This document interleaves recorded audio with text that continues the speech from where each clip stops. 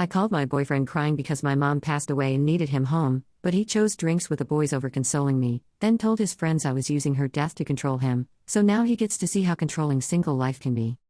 Posted by you/ThrowRAohdeerest. I have tried posting this too many times.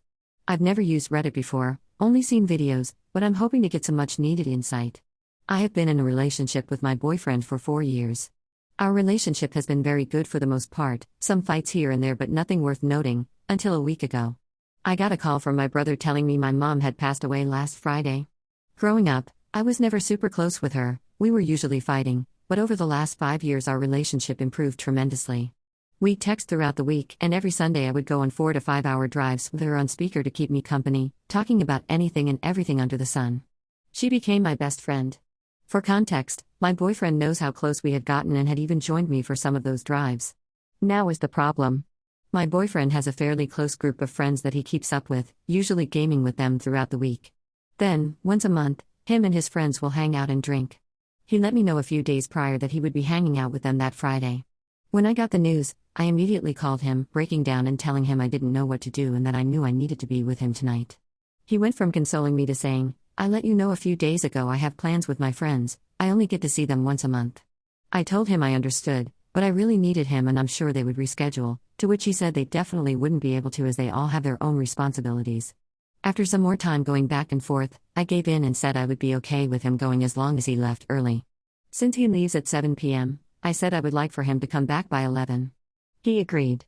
I spent the night going through texts with her, photos, everything I could. I tried to distract myself with other things but nothing worked. Eventually, 10 p.m. rolls around and I text my boyfriend, "Will you be leaving in an hour?"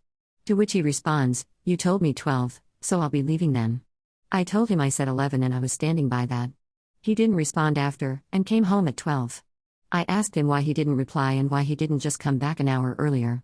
He immediately got upset with me, telling me I was being selfish for ruining his night with his friends. Him spending an extra hour there means nothing since he still left early, and I would be fine since I didn't spend my childhood with her anyways. I told him I didn't even want him to go out with them that day to begin with since I had just gotten the news, but I agreed to it under that specific condition, and so had he. He could also just catch up with his friends when they gamed during the week. The fight ended with him telling me I was again being selfish as he doesn't get to see them in person often, and that I shouldn't expect him to drop everything for me. We've been fairly cold to each other since, which has left me overthinking and reevaluating our relationship. On one hand, I'm extremely heartbroken he wasn't there for me and know that's not something I want for my future, but on the other hand, his words have definitely gotten to me and I feel bad for separating him from his friends. I also know it would break me more to lose someone else so close to me. Where do I go from here? Top comments. Commenter 1, if my mother passed away and my partner didn't come home from being with his friends, that would be it for me. He's trying to tell you what he didn't do was bad because he told you it was happening, you weren't close with her in childhood, and is genuinely trying to make it your problem. You're grieving, and your boyfriend of 4 years doesn't think it's a big deal. Create a plan and end this relationship. Commenter 2, he is totally Darvoing her. Darvo is shorthand for classic abuser responses, it stands for deny, act, reverse victim, and offender. Your boyfriend did all of them.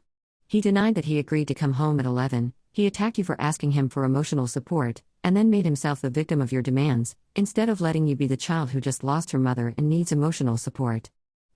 Get out now. This is a man who will always choose his needs over yours. Commenter 3, sounds like the boys are more important to him than his girlfriend and her intense grief. My wife would have filed for divorce the next day if I went out with friends after her mother passed last year. Commenter 4, I've treated complete strangers as more of a priority than your boyfriend treats you. If I had met someone that day and they found out their mom just passed, I wouldn't leave them to go drinking, let alone if they were someone I care about.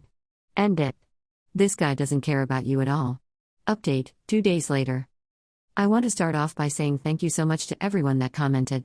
I spent a good while reading every single comment, so for everyone that gave me advice and shared their stories, please know I am extremely grateful for you. I also really appreciate everyone that gave me their condolences. Now for the update. A little while after posting, one of my boyfriend's friends reached out to me. He asked me if I had posted it, because if I did, he had something to tell me. I said yes, and he told me before my boyfriend left their boys' night, he had started complaining about me to everyone there, telling them I was being a psycho and forcing him to leave.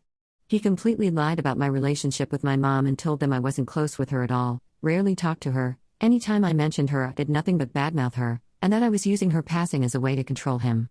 I also learned throughout our entire relationship he'd tell his friends about every fight of ours and again would completely lie about everything that happened in them. For context, I'm not close with any of his friends and he had apparently told them I was faking my personality whenever I interacted with them and badmouthed them when they weren't around as well. Ironic, so I don't necessarily blame them for believing it. The only reason why his friend reached out was because my boyfriend had done the same thing in past relationships, and he was starting to get suspicious and tired of it. I confronted my boyfriend about it afterwards, and he denied everything for a while before ultimately admitting to it all. He started crying, saying he doesn't know why he's like this but that he loves me, can't live without me, anything and everything you can think of. I packed whatever I could and told him I needed time to think. I'd be staying with my brother in the meantime as I had to drive out to go to my mom's funeral and go through her things, so, for the few that asked if I had another support system, my family lives a few states away as my boyfriend, and I started out long distance, and I moved away from them a couple years ago for him. The few new friends I made are away traveling for the summer, which I couldn't join in on for numerous reasons. I also couldn't get out of bed for the majority of the week so I didn't leave sooner. What he didn't know at the time was that I didn't need time to think, and I had already decided I would not be coming back. As I said in my original post, there was nothing awful worth noting about him during our relationship. He didn't treat me exceptionally well, but not terrible either. So, prior to his friend reaching out, I genuinely didn't know what to think of the situation. To me, it was out of character for him.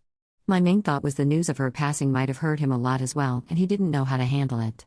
But, I now know that he was an entirely different person with his friends, and what was out of character for me, was completely in character for them.